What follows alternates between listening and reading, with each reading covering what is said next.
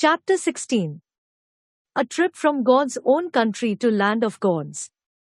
In the town of Kannur in Kerala, there lived an 11-year-old boy named Vinay. Vinay was a bright and curious child, always yearning to explore new things and places and learn about different cultures.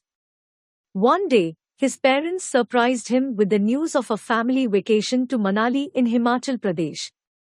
Vinay couldn't contain his excitement as he packed his bags, ready for an adventure trip to Manali. The journey from Kannur to Manali was long and tiring, but Vinay's enthusiasm never wavered. They travelled from Kannur to Mangalore by train. From there they boarded a flight to Chandigarh. From Chandigarh they boarded a bus to Manali.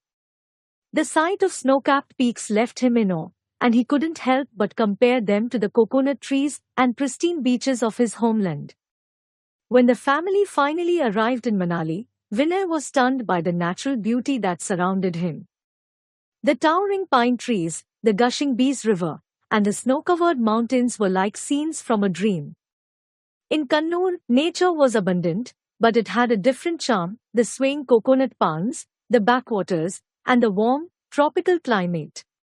One evening, as Vinay strolled through the streets of Manali with his family, he stumbled upon a group of locals performing a traditional dance known as the Nati. The dancers twirled gracefully, their colorful costumes spinning in rhythm with the music. He came to know that Nati, Karthi, Kayang and Bakayang are some of the dance forms of the areas in and around Manali. Each dance form is associated with a particular event and is performed on special festive occasion.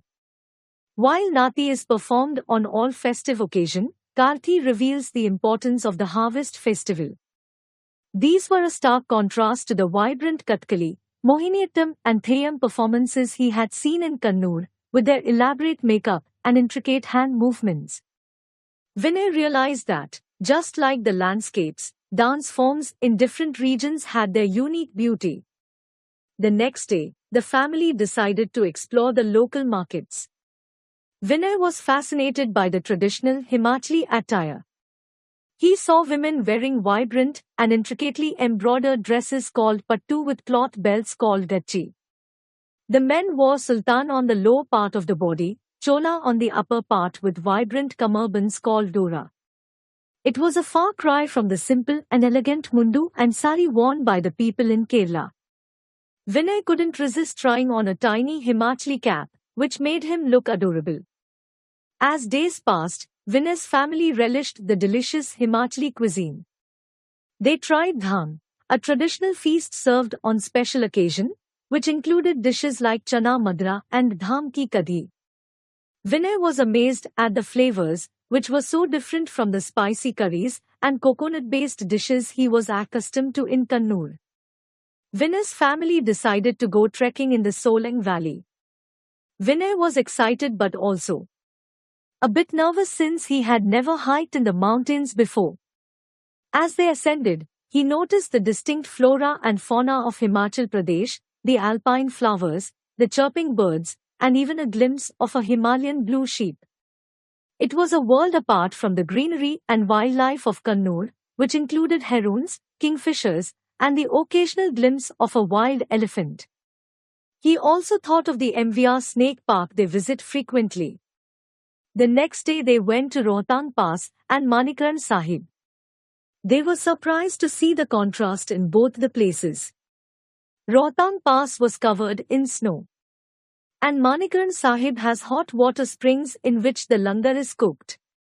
Manikaran Sahib is a pilgrimage site for Hindus and Sikhs. In Kannur, they had St. Angelo Fort, located on the Arabian Sea, Arakkal Museum and the beaches, but this was a completely different kind of experience. As the vacation came to an end, Vinay couldn't help but reflect on the differences and similarities between Manali and Kannur. Both places were incredibly beautiful, but their beauty was shaped by different elements of nature, the mountains and the sea. The cultures, dances, costumes, and foods were distinct, yet they all celebrated the rich heritage of India.